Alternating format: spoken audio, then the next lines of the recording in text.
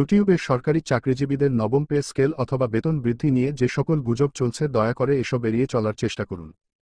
সরকারি চাকরিজীবীদের নবম পে স্কেল অথবা বেতন বৃদ্ধি সংক্রান্ত এসব তথ্যের কোনো ভিত্তি অথবা উপযুক্ত রেফারেন্স নেই।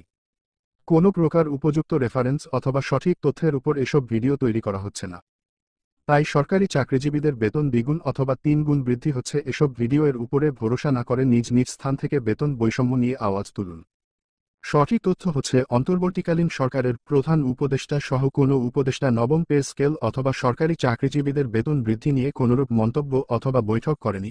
আমাদের দীর্ঘদিনে এই বেতন বৈষম্য সম্বন্ধে হয়তোবা অন্তর্বর্তীকালীন সরকারের প্রধান উপদেষ্টা সহ সকল উপদেষ্টা অবগত নয়।